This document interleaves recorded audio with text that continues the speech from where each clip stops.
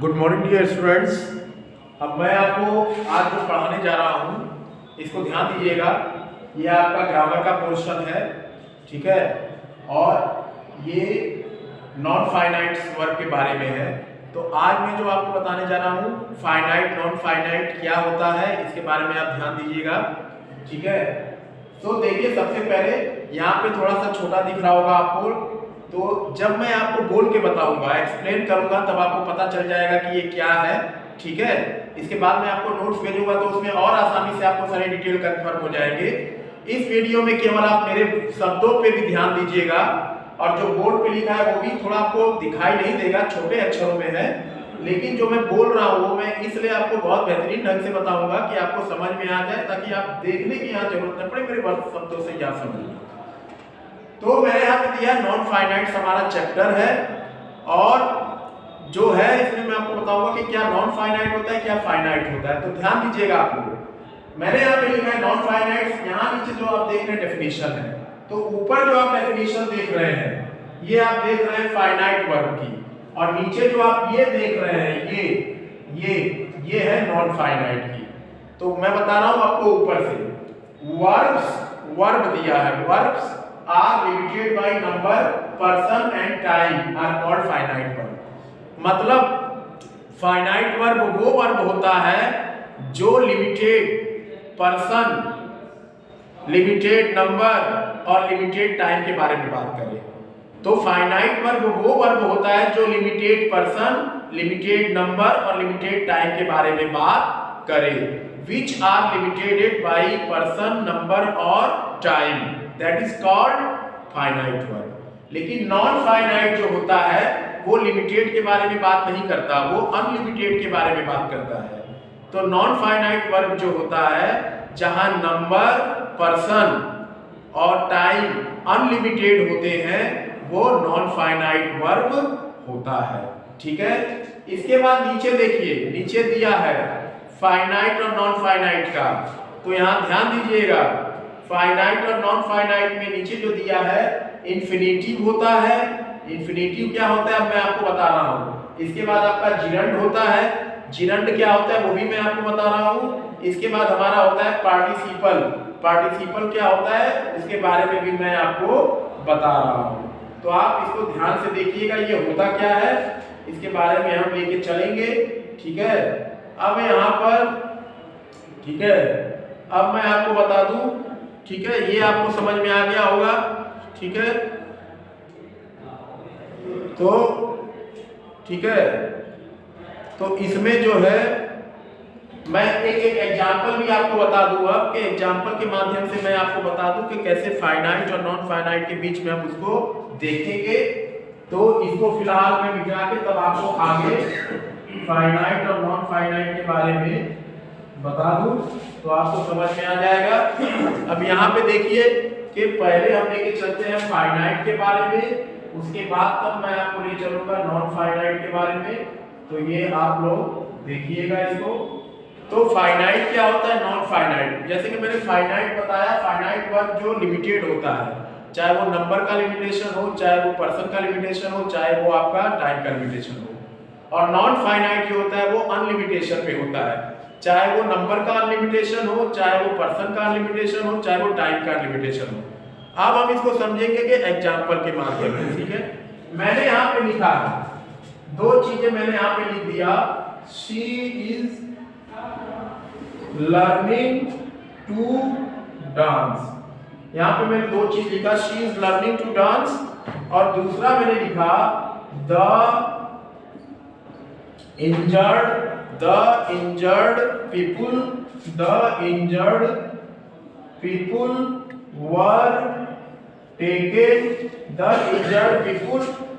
taken to a hospital। अब देखिए इसमें दो जगह अंडरलाइन है, आप देख रहे होंगे, एक इंजर्ड पे अंडरलाइन नंबर 2 पे है, और नंबर 1 पे है जो टू डांस के ऊपर एक मैंने अंडरलाइन किया है। इसको आप देखें, इस दोनों में एक फाइनाइट है और एक नॉन फाइनाइट है। अब कौन सा फाइनाइट है कौन सा नॉन फाइनाइट, ये आपको यहाँ बताने का प्रयास है, ठीक है। तो यहाँ देखिएगा, तो जो दिया गया है, जो दोनों ही, चाहे ये हो चाहे ये हो, ये दोनों ही आपके क्या है, नॉन फाइनाइट है। ये भी आपका नॉन फाइनाइट है और नीचे वाला जो इंजर्ड है ये भी आपका नॉन फाइनाइट है। क्योंकि ये नॉन फाइनाइट आपका चैप्टर ही है, इसलिए इस माध्यम में बचाने का प्रयास किया गया है। इसमें मेन आपको देखना है कि इसमें इंफिनिटिव क्या होता है, जिरंड क्या होता है और पार्टिसिपल क्या होता है। ठीक है, तो यहाँ पर हम देखेंगे।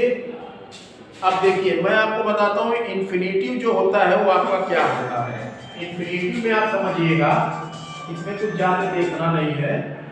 इंफिनिटिव जो हमारा होता है, इंफिनिटिव में जब हम 2 के साथ v1 मतलब वर्ग का फर्स्ट फॉर्म जब हम लगा देंगे तो वो इंफिनिटिव हो जाएगा।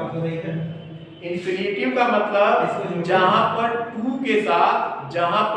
के साथ आप वर्ब का फर्स्ट फॉर्म लगा देंगे तो वो आपका इंफिनिटिव हो जाएगा। जैसे मैं कह दूं वाक हमारा वर्ब है, इसके वाक के पहले अगर मैं 2 लगा दूं तो 2 वाक हो गया। तो 2 वाक आप क्या कहेंगे, 2 वाक हमारा इंफिनिटिव है। ठीक है, वैसे ही अगर मैं एक वर्ब ले लूं, वर्ब रन हमारा वर्ब है, अगर इस रन के पहले मैं 2 लगा दूं, 2 रन लगा दूं तो ये भी हमारा क्या हो जाएगा, इंफिनिटिव। ऐसे ही अगर मैं 2 स्लिप लगा दूं तो इंफिनिटिव। ऐसे अगर मैं 2 चीट लगा दूं तो इंफिनिटिव। मतलब इंफिनिटिव का मतलब होता है जब हम मेन वर्ब के पहले 2 का प्रयोग करें, तो उसे हम इंफिनिटिव कहते हैं। तो जब हम, और वो भी कौन सा, मेन वर्ब का फर्स्ट फॉर्म हो। ठीक है, जैसे रन है तो रन के पहले 2 लगा दो तो 2 रन, वाक है तो वाक के पहले 2 लगा दो तो 2 वाक, तो ये क्या हो जाएगा आपका, ये इंफिनिटिव कहलाएगा। ठीक है, ये आपका इंफिनिटिव हो गया। इंफिनिटिव को हम सब्जेक्ट के रूप में भी प्रयोग करते हैं, देखिए कैसे। कई बार आपने देखा होगा, to smoke is injurious to health, इसमें आप क्या देख रहे हैं, इसमें आप ये देख रहे हैं कि to smoke, okay, then to smoke, what is to smoke in this whole sentence? So to smoke, it comes at the place of subject, so what is this? This is subject but this is infinitive.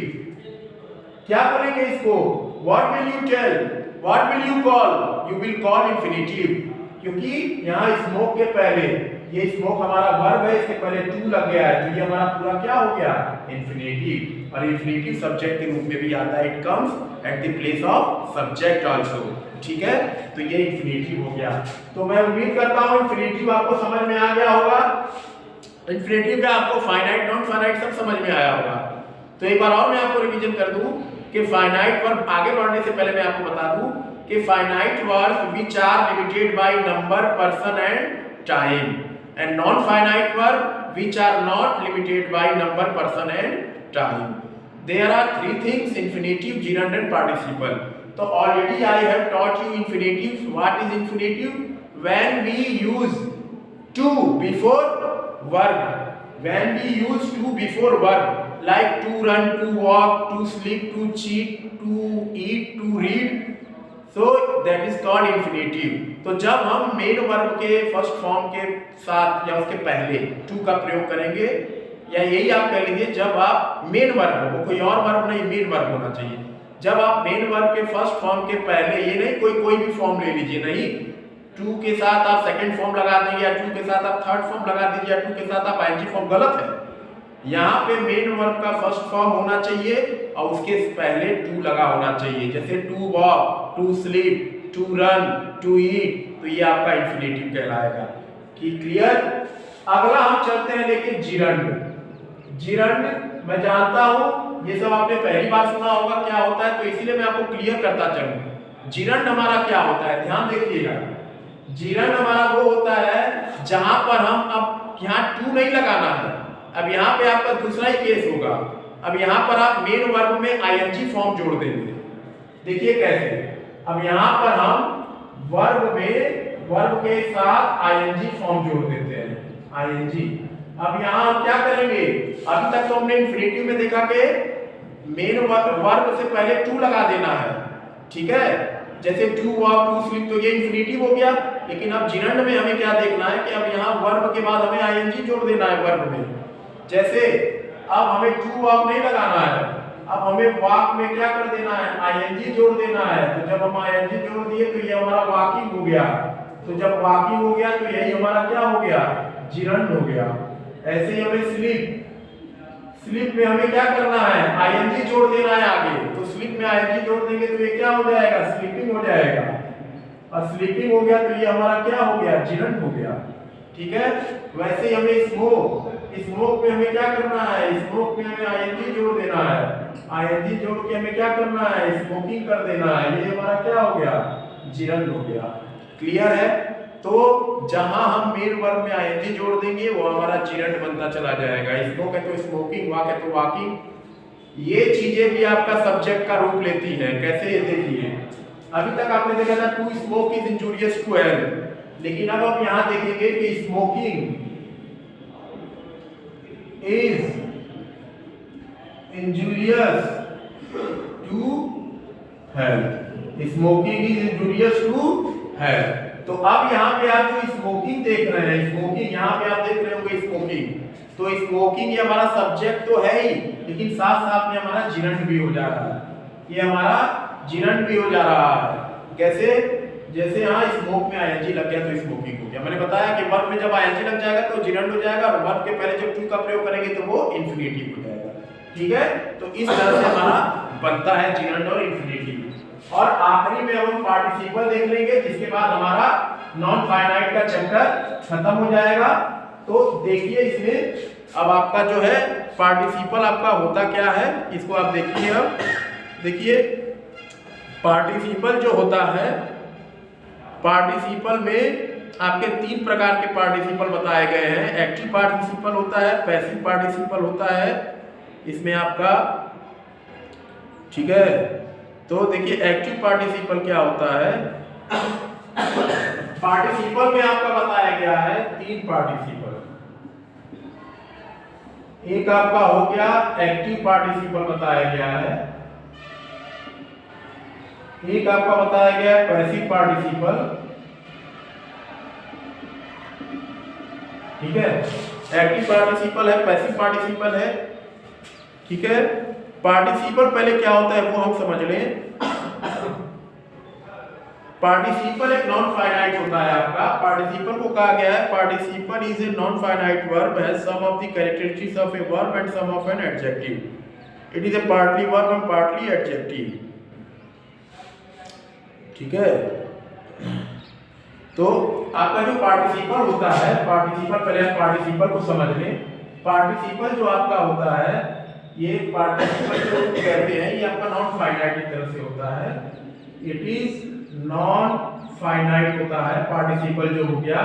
Participle जो आपका होता है, इसको कहा जाता है कि ये जो होता है पार्शली वर्ब होता है, और पार्शली जो आपका होता है एडजेक्टिव होता है। मतलब जो आपका ये पार्टिसिपल जो होता है, जो तीसरा पोर्शन है इंफिनिटिव और जिरंड के बाद जो तीसरा पोर्शन पार्टिसिपल है, ये आधा वर्ब होता है और आधा एडजेक्टिव होता है। तो ये आपका होता है, और इसको हम वर्बियल एडजेक्टिव भी कहते हैं। पार्टिसिपल को आप वर्बियल एडजेक्टिव भी कह सकते हैं। क्यों? क्योंकि इसमें आधा वर्ब का हिस्सा होता है और आधा एडजेक्टिव का हिस्सा होता है, ठीक है। अब इसमें हम बता दें कि क्या होता है, तीन प्रकार के पार्टिसिपल कहे गए हैं।